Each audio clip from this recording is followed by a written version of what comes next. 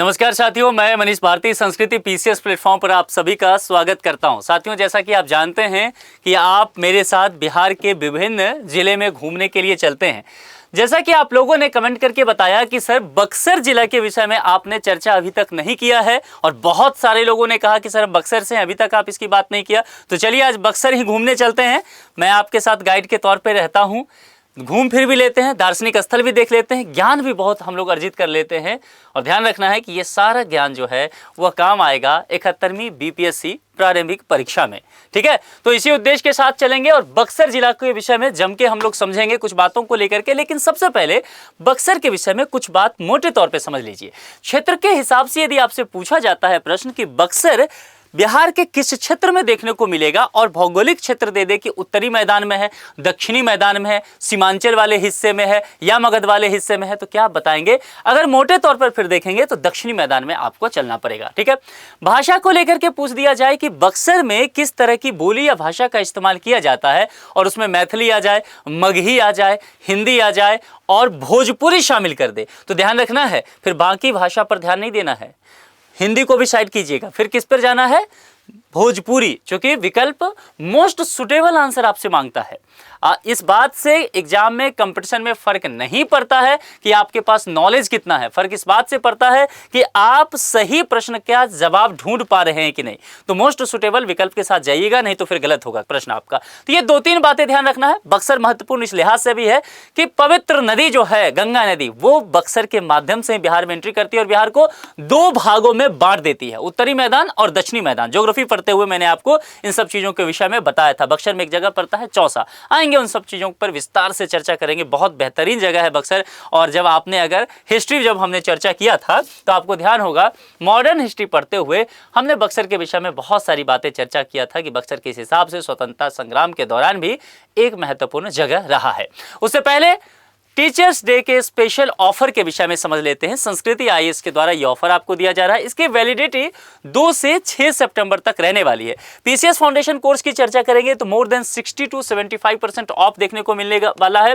और यहां पर अगर आप देखेंगे तो यह कोर्स बीपीएससी जो लोग कर रहे हैं, एमपीपीएससी या आरएस, इस सब पर आपको छूट देखने को मिलेगा। कॉन्टैक्ट नंबर है 9555124124 या फिर sanskritIAS.com। ये कॉन्टैक्ट नंबर और ये जो वेबसाइट है, ये संस्कृति आईएएस का ऑफिशियल नंबर और वेबसाइट है। इस पर कांटेक्ट करके इस कोर्स के विषय में तमाम जानकारी को लीजिए, फिर अपने मनचाहे कोर्स में नामांकन लेकर के अपनी तैयारी को और धारदार बनाइए। चलिए अब जरा चलते हैं बक्सर का एक बार लोकेशन सबसे पहले समझ लेते हैं। चौहद्दी पर हम आएंगे, विस्तार से आपको लिखवा देंगे, टेंशन नहीं लेना है। देखिए, अब ये जो बक्सर के विषय में समझेंगे तो एक महत्वपूर्ण चीज क्या है कि देखिए, विभिन्न जिला के साथ तो सीमा साझा करता है, ठीक है, लेकिन महत्वपूर्ण क्या है कि एक राज्य के साथ भी सीमा साझा करता है। तो जरा वो कमेंट में बताएंगे। गंगा नदी का मैंने कहा कि यहीं से एंट्री है बिहार में, ठीक है, तो चलिए उसको लेकर के चर्चा करेंगे। क्योंकि ये जगह जो है गंगा नदी फिर बिहार को 2 भागों में बांटते हुए ऐसे निकल जाती है। तो उत्तरी मैदान यानी कि पूरी तरह से ये जो मिथिला वाला हिस्सा है, और ये मगध दक्षिणी हिस्सा, और ये एरिया पूरी तरह से देखेंगे वो पड़ जाता है एक तरह से भोजपुरी वाला बेल्ट। थोड़ा सा इधर भी पूर्वी चंपारण भी, पश्चिमी चंपारण को भी आप शामिल कर सकते हैं, ये वाला हिस्सा, ठीक है। तो चलिए आगे बढ़ा जाए, धूमधाम से बढ़ते हैं। जनसांख्यिकी को लेकर के हम लोग चर्चा करते हैं। हम जब बक्सर जिला घूमने पहुंचे तो हमने लोगों से बात किया, वहां के लोगों से, और 2011 की सेंसस हमारे पास था, चूंकि उपयुक्त डाटा वही है हमारे पास, तो हमने उस पर नजर दौड़ाया और देखा कि बक्सर जिले में लोगों की जनसंख्या कितनी है। फिर से कह रहा हूं 2011 के आधार पर, 2025 अभी है, ये नहीं सोचना है, 11। तो इसमें हमें पता चला कि ये 17 लाख है, क्योंकि प्रश्न 2011 के अकॉर्डिंग पूछा जाएगा। अभी यूपी में आरओ का एग्जाम हुआ और उसमें आपने देखा होगा कि जो प्रश्न आए हैं उसमें भी ऑलरेडी मेंशन कर दिया है प्रश्न में कि 2011 की जनगणना के आधार पर। ध्यान दीजिएगा, तो कहीं भी कंफ्यूजन नहीं होना चाहिए, क्योंकि अगला डेटा हमारे पास 2021 में नहीं सेंसस हुआ था देश में, 2027 में होगा, हम 25 में ही हैं, तो भविष्य करता तो है नहीं, ठीक है। तो यही डेटा के साथ चलेंगे। अब एक ट्रेंड यहां पर समझिए, जो ट्रेंड बिहार के बाकी सभी डिस्ट्रिक्ट ने शो किया है वही बक्सर भी शो कर रहा है, यानी कि महिलाओं की संख्या पुरुषों की तुलना में कम है। जब ग्रोथ रेट की चर्चा करेंगे तो 2001 से 11 यानी कि एक दशक में जनसंख्या का ग्रोथ रेट देखेंगे तो वो 21.67% है। अब जहां पर हमने ये देखा, जो उत्तर के कुछ ये डिस्ट्रिक्ट हैं, यहां पर ग्रोथ रेट 30 के आसपास जा रहा है। यहाँ पर सीमांचल का कुछ जो जगह डिस्ट्रिक्ट है, चाहे वो सहरसा, पूर्णिया, सुपौल, मधेपुरा, किशनगंज, कटिहार, अररिया, ये सब जगह आप देखेंगे तो ये ग्रोथ रेट वही 20, 22, 25% के आसपास था।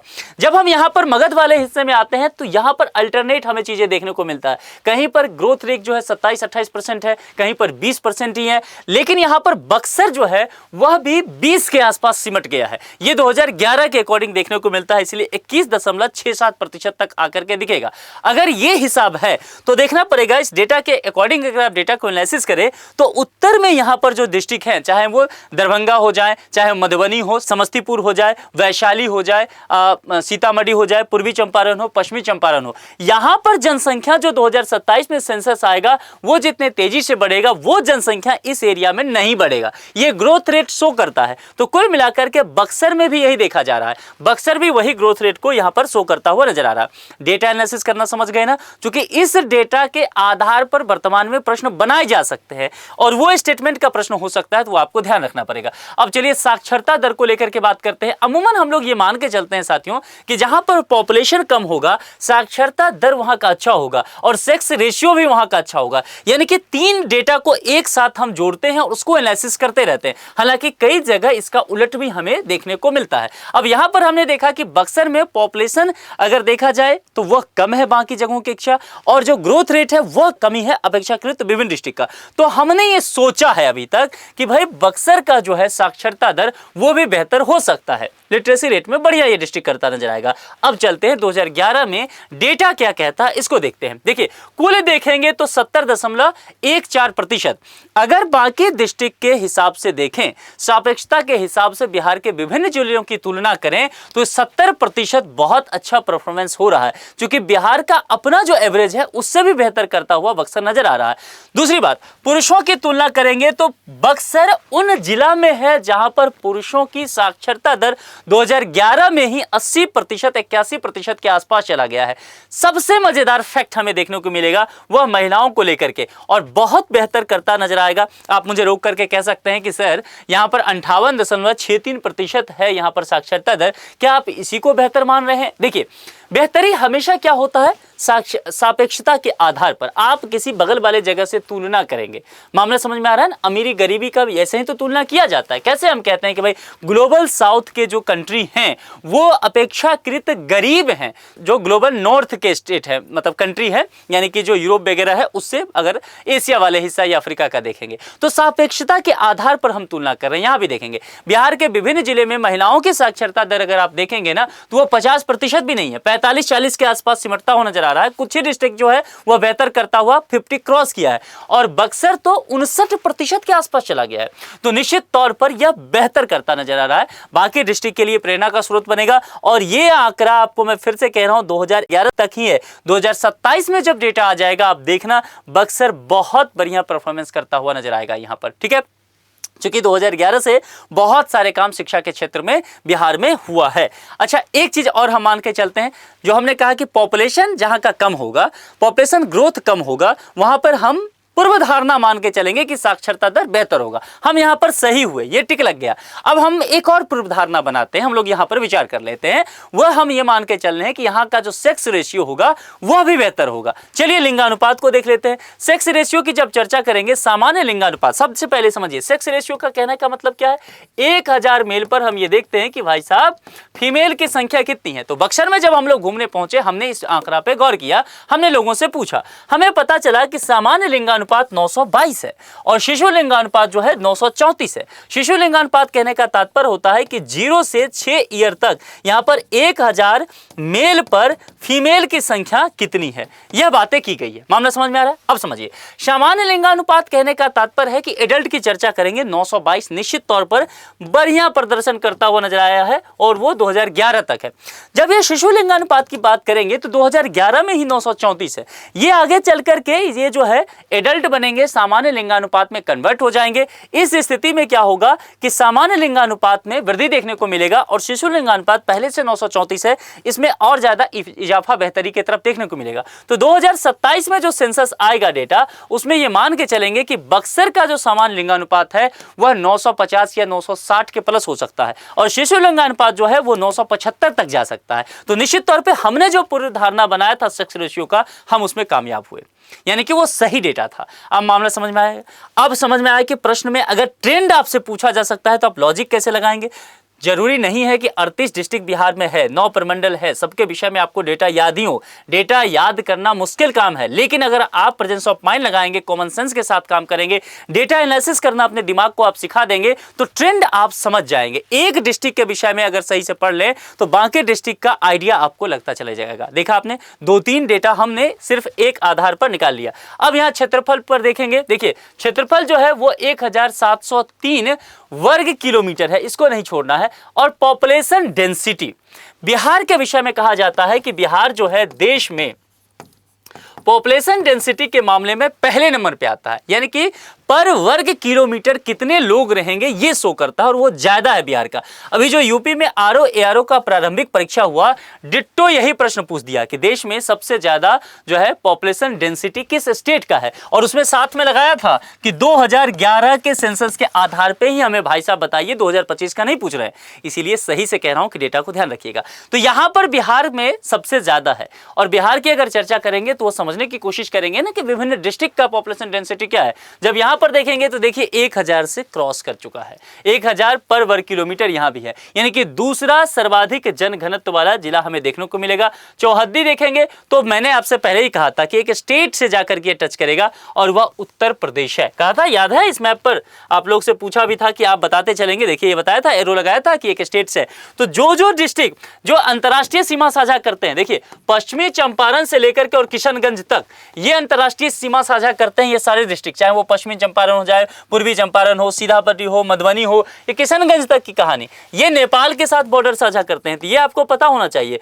और ये तमाम जो डिस्ट्रिक्ट पर जाते हैं ये झारखंड के साथ सीमा साझा करते हैं, इधर जो है पश्चिम बंगाल के साथ और इधर जो है वो उत्तर प्रदेश के साथ। तो जो किसी और के साथ सीमा साझा करता है वो आपको पता होना चाहिए। तो अगर बक्सर का अगर आप देखेंगे तो बक्सर में अगर आप देखेंगे उत्तर में आपको क्या नजर आएगा कि उत्तर प्रदेश है। देखिए यहां पर उत्तर प्रदेश, ये यहीं तक है बिहार का उत्तर प्रदेश, और यहां से क्या है, गंगा नदी की एंट्री हुई है। तो गंगा भी तो उत्तर में है। दक्षिण में क्या देखने को मिलेगा आपको, कैमूर देखने को मिलेगा, रोहतास देखने को मिलेगा, ये ध्यान रखना है।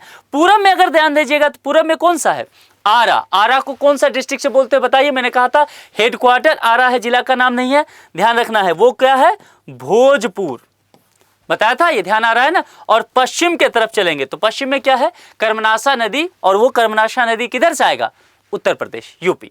तो नदी को लेकर के पूछा जाए तो कर्मनाशा, और अगर पूछ दिया जाए स्टेट तो क्या होगा, उत्तर प्रदेश। कंफ्यूज नहीं करना है, एक ही बात है। मामला समझ में आया, आगे बढ़ जाएं। इसलिए मैंने कहा था कि बक्सर इंपॉर्टेंट है। भौगोलिक तत्व जरा देखिए, तापमान 42 डिग्री सेल्सियस अधिकतम, 10 डिग्री जो है न्यूनतम, औसत वर्षा 774.82 मिलीमीटर, समुद्र तल से ऊंचाई 55 मीटर। और मिट्टी को लेकर के बक्सर में किस तरह की मिट्टी पाई जाती है पहले पूछा जा चुका है, और यह जो होगा वो बांगर मिट्टी होगा, ध्यान रखना है। प्रमुख नदियां पूछा जा चुका है बक्सर का, गंगा निश्चित तौर पर ध्यान देना है। अब समझिए, सोन नदी मैंने कहा था दक्षिण के कुछ जिले में जहां जहां बात किया जाए सोन नदी हर जगह चर्चा में आएगा, सोन ध्यान रखिएगा। अब कर्मनाशा, कर्मनाशा को लेकर के मैंने क्या कहा कि उत्तर प्रदेश की ये नदी है और बक्सर के पश्चिम में देखने को मिलेगा, तो जाहिर सी बात है उसका प्रभाव बक्सर में तो पड़ेगा ना, तो वह कर्मनाशा नदी भी आप ध्यान रखिएगा। इसलिए 3 नदियां ये बक्सर के लिए महत्वपूर्ण होगा। मुख्य रूप से गंगा को आपको नहीं भूलना है, मुख्यालय। विभिन्न डिस्ट्रिक्ट का हेडक्वार्टर को जो हम लेकर के चर्चा करते हैं, जैसे मैंने कहा कि भाई भोजपुर जो जिला है उसका हेडक्वार्टर आरा है, वो शहर नहीं है। बक्सर ये शो नहीं करता है, बक्सर का हेडक्वार्टर जो है वो बक्सर में है। प्रमंडल ये पटना के अंतर्गत आता है, पहले भी बता चुका हूं कि 9 प्रमंडल बिहार में है, और पटना प्रमंडल में देखेंगे तो वो 6 डिस्ट्रिक्ट है, उस 6 डिस्ट्रिक्ट में एक कौन होता है, बक्सर भी हो जाता है। अनुमंडल 2 है, बक्सर और डुमराव। डुमराव बहुत महत्वपूर्ण है, बताइए क्यों, क्योंकि मैं पहले पढ़ा चुका हूं बिहार स्पेशल में। डुमराव क्या महत्वपूर्ण है, किस चीज के लिए महत्वपूर्ण है, जरा एक बार कमेंट करके बताइए।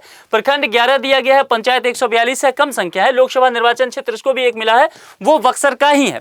बिहार में 38 डिस्ट्रिक्ट है और 38 डिस्ट्रिक्ट में आप जानते हैं जो लोकसभा क्षेत्र होंगे वो 40 है ना। मेंबर ऑफ पार्लियामेंट लोकसभा के लिए कितने हैं बिहार से? 40 हैं। तो अमूमन हम ये मान के चलते हैं कि पर डिस्ट्रिक्ट एक जो है एमपी यहां पर रहेगा। कई जगह जो है आप देखेंगे एक से अधिक भी है और कई जो छोटे डिस्ट्रिक्ट हैं वो मर्ज हो गया किसी और के साथ।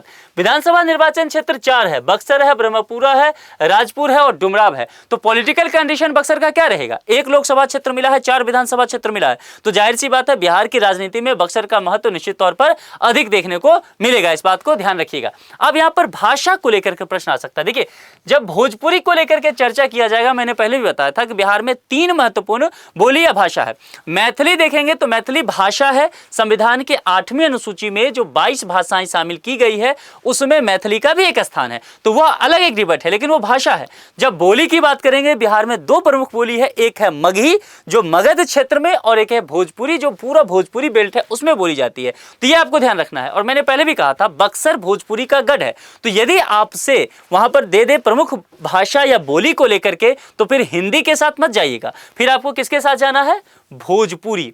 गलती नहीं होना चाहिए, ये ध्यान रखना है। और जो लोग बाहर से एग्जाम देने जाएंगे बीपीएससी का, वो यह बात अपने दिमाग से निकाल दीजिएगा कि बिहार है, हिंदी बेल्ट स्टेट है, तो हिंदी ही होगा। और ये गलती करते हैं लोग। पूछा जाता है कि भाई मधुबनी में कौन सी बोली या भाषा, और हिंदी में लोग टिक लगा के आते हैं मैथिली है, यहाँ पर भोजपुरी है बक्सर में। ये ध्यान रखना होगा बिहार की पढ़ाई करते हुए, क्योंकि बिहार जो है ना एक कॉम्प्लेक्स स्टेट है। लोकेशन ज्योग्राफिकल अकॉर्डिंग देखेंगे और जो लैंग्वेज है, कल्चर है, उसके अकॉर्डिंग भी, ठीक है।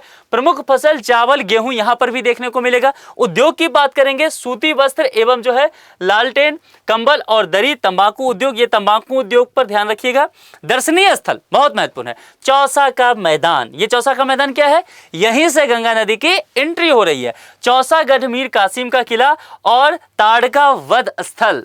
मैंने कहा था ना कि बहुत पौराणिक चीजें यहां से जुड़ता है, और खास करके विश्वामित्र मुनि का आश्रम भी यहीं पर है। और एक चीज अगर आपको बक्सर जाने का मौका मिले, देख के आएगा, ये नौलखा मंदिर, ठीक है। ये सब वहां पर बहुत ही फेमस है, इसको जरूर आपको देखना चाहिए। कुछ अन्य तथ्य जो हैं वह ज्यादा प्रश्न में पूछे गए हैं, पीवाईक्यू में मैंने देखा है, वो यहां पर शामिल किया गया है। बक्सर का सबसे प्रसिद्ध ऐतिहासिक पहलू क्या है? बक्सर की लड़ाई। ये जो बक्सर की लड़ाई है ना, दरअसल इस देश में अंग्रेजों को स्थापित करने में इसका बेहद महत्वपूर्ण भूमिका है। बैटल ऑफ बक्सर आपने पढ़ा होगा हिस्ट्री पढ़ते हुए, और लगभग ये यहाँ से प्रूफ होना शुरू हो गया था कि अंग्रेज धीरे धीरे पांव भारत में जमाने लगे हैं। मॉडर्न हिस्ट्री पढ़ते हुए आपने सब में हमने चर्चा किया है, तो आज यहाँ पर चर्चा नहीं करेंगे, ये ध्यान रखिएगा, पूछा जा चुका है। 5 स्टार लगाइए। यह लड़ाई ब्रिटिश ईस्ट इंडिया कंपनी और अवध मिर्जा अकबर शाह जो मुगल और बंगाल के नवाब शुजाकत अली खान के बीच हुई थी। मुगल काल के दौरान चौसा का युद्ध 1539 में हुमायूं और शेरशाह के बीच हुआ था। शेरशाह बड़ा खतरनाक शासक हुआ करता था और बहुत परेशान किया इसने हुमायूं को, तो ये फैक्ट भी यहाँ पर ध्यान रखिएगा। चौसा का जो युद्ध है बेहद फेमस है। बिहार का चौथा न्यूनतम वनावरण वाला जिला है, यह भी आपको ध्यान रखना। टॉप 5 में अगर आपसे ट्रेंड पूछ लिया जाए, क्रम पूछा जाए, तो यहाँ पर आपके लिए ये इंपॉर्टेंट होगा। तो कुल मिलाकर के हमने देखा कि बक्सर से संबंधित कुछ फैक्ट हैं, कुछ जानकारी है, और जो भी डेटा है उसका कैसे एनालिसिस करके अगर स्टेटमेंट पे प्रश्न आता है, उन सब को हम हैंडल अब कर ले जाएंगे, ठीक है। बाकी आप लोग जो भी बक्सर से जुड़े हुए हैं, कुछ और अगर आपको विभिन्न जानकारी आपके पास हो तो कमेंट बॉक्स में लिख के बताइए। आपके बाकी फ्रेंड भी आपके यहाँ की जानकारी को हासिल करेंगे, उनके लिए ये लाभदायक होगा। तो बक्सर के कितने लोग हैं? आप लोग का बहुत डिमांड था बक्सर का, तो देखिए यहाँ पर हो गया है, ठीक है। जितने भी लोग हैं बक्सर से, किस जगह से हैं, किस प्रखंड पंचायत से हैं, जरा लिख करके कमेंट बॉक्स में बताइए। और एक चीज मुझे और बताइए, कितने लोग बक्सर घूमने गए हैं, बीपीएससी देने जाएंगे, जरूर कितने लोग वहां पर घूमने जाएंगे ये भी लिख के बताइए।